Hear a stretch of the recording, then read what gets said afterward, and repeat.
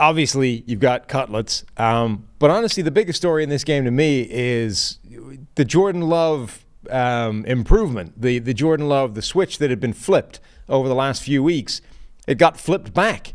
He went back into being Jordan Love from earlier in the season, where every pass was inaccurate, seemingly. The ball location was trash on almost all of them, and he just everything went back. Everything reverted back to where it was, and I kind of was left with this impression of how much of the NFL on a week-to-week basis is just fabricated narrative, because we're dealing in small sample sizes and week-to-week changes, and Jordan Love might have just had 2 or 3 good games consecutively, and we're like, it's happened.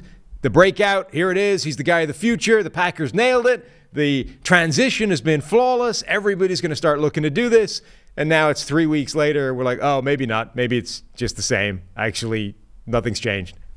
Well, we feed into the machine, right? It's the byproduct of what we talked about before. And not just like us personally. I mean, like everyone who follows the game of football is like this, because when we say at the top of the show that the NFL is the greatest reality TV show of all time, we all get caught up in it. We all get sucked up into that. And so, as guys improve, we go, oh yeah, like this is like this dude's the future. Like you mentioned, Jordan Love has a couple of good games, and now we're saying like, yeah, he's a top 10 quarterback, like easy. How do you not see it? Like it's right there in front of you. And last night, obviously, it was a massive regression. And the truth is always in between. Like I think that when it comes to takes on especially quarterbacks, you're either on a Hall of Fame ascension or you're trash. Like it's one of the two. There's barely ever any nuance to these conversations where you find the actual truth in the gray area in between. And for Jordan Love, it's probably just that. Like I think over the last couple of games, we're allowed to note the fact that he started to play a lot better football. But you also have to note that on Monday Night Football on the road against a team that you should have beat, you had more than a handful of throws, it felt like, that were just you. I mean, the one, I can't tell you exactly like what point it was, but if I explain it to you, you might remember. Very beginning of the game, was in that first quarter. It's a 3rd down throw, and he just absolutely sails it to the left. They really didn't have like that much that they had to gain in order to get the first down. And you see this dude like completely throw away all mechanics. He throws it like a pitcher. The leg swings all the way out, and the ball just sails over. I can't even remember which receiver it was, and it goes incomplete, and they got to punt the football. And it's like, dude, that was like, it was almost like he felt like he wasn't getting pressured. Nobody was about to hit him. It was nothing like that. He just faded away and gave up all of his technique to throw that ball in a way that, I don't know, he felt like he needed to throw it. And it's kind of those moments where you go, all right, you are still learning the consistencies. Like it's not just a natural, no question about it, I'm going to set my feet, I'm going to point my shoulders, I'm going to have the thumb go into the opposite pocket, I'm going to follow through the way that I need to, because that throw was just a microcosm of what it felt like that game was for Jordan Love. And it felt as though 3 quarters of that game were really frustrating stuff like that. And then I think midway through the 3rd quarter and then getting into the 4th quarter, not that he was perfect from that point on, but you could tell Jordan Love was basically like, all right, like lock the hell in. Like because the drive at the end for them to take the lead before, of course, Cutlets, comes down and does what everybody knew that he was going to do in vintage Tom Brady, Tommy Cutlets format. Jordan Love had a good drive, and he had a handful of really good throws, and obviously he caps up that drive with a touchdown. It gets them the lead, and so it felt as though he just was not locked in the way he needed to be through probably most of the first 3 quarters. And again, I don't think that means that we just throw away the previous 2 or 3 weeks where he looked really good. But clearly we have to take everything as it comes and say, all right, the ceiling is starting to be reached, but the floor is still lower than we want it to be from a week-to-week basis, and that's where we have Jordan Love right now. And even that dynamic of like slow starting and then suddenly catching fire late in the game, he's been doing that all year as well. Like Jordan Love has some of the weirdest splits I've ever seen in terms of like first half, second half. So first half in this game, PFF grade of 48 for Jordan Love. Not great. In the 3rd quarter, 78. So we jump right back up once we get into the second half. And then 4th quarter, 85.7. Like 4th quarter, Jordan Love was pretty much where he'd been the last few weeks. That's that's been a trend this season. Like, his grading for the second half is incredibly different to his grading in the first half for reasons that make no sense to me. Like, I don't have any kind of good explanation for that. But that part is regressing back to the rest of the season as well. He, I think, leads the league at this point in plays where he abandons his mechanics for no good reason. There, you know, part of playing quarterback in today's NFL is being able to throw without, you know, prototypical mechanics, not being able to step into the throw, throwing from weird angles, leading away from it because, you know, defenders are in your way or bodies are making a mess of the pocket, all these kinds of things. So you have to be able to do that.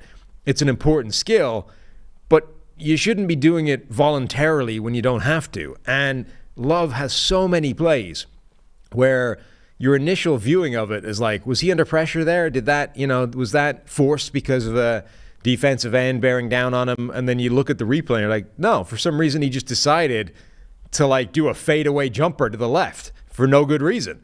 Right. And the interception was a good example of that. Like the Mannings were both looking at that throw going, did that get tipped? Did somebody get a piece of that on the way out of the pocket?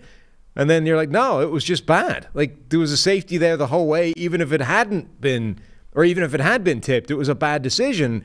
And it took, you know, 3 or 4 replays to look at this and go, no, there's no reason for that. He just airmailed the ball to a safety for, again, no good reason.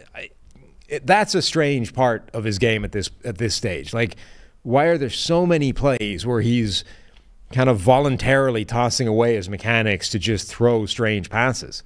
Yeah. And that just feels like where we're at with Jordan Love. And again, I don't think that this totally takes away what we saw the last couple of weeks. It's not like what we saw the last couple of weeks didn't count, right, or didn't happen, or was fool's gold. He's seeming to get a lot closer to that ceiling we believe that he could have, and we're seeing that more often.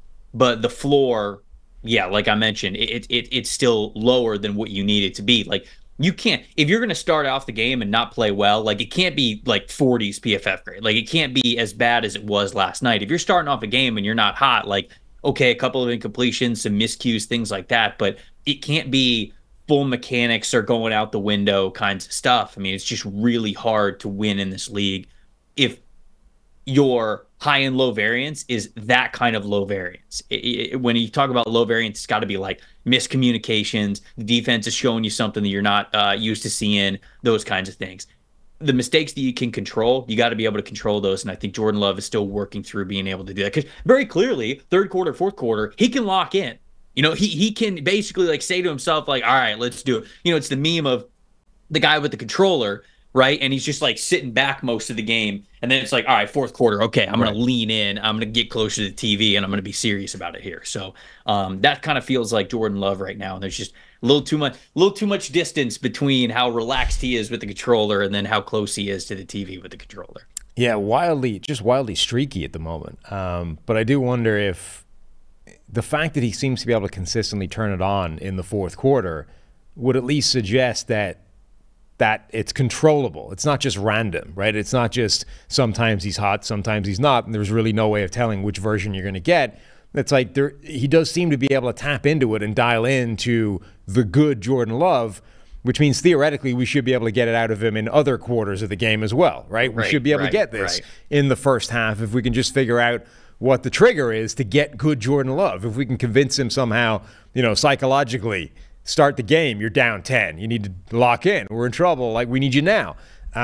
It's very strange, though. On the other side of the ball, I thought Wan'Dale Robinson had a great game. Like, the Giants, in a kind of similar way to the Packers, actually. They've got this very young, sort of mixed-up receiving core that's often much maligned as a weakness and a problem for the team. But I think there's quite a lot of talented players on it. And this game in particular, Wan'Dale Robinson made a few spectacular plays, like incredible sideline catch, made another play late in the game where he went up at 5'8" and just like jumped over a linebacker and, you know, a safety as well. Maybe his best game in the NFL.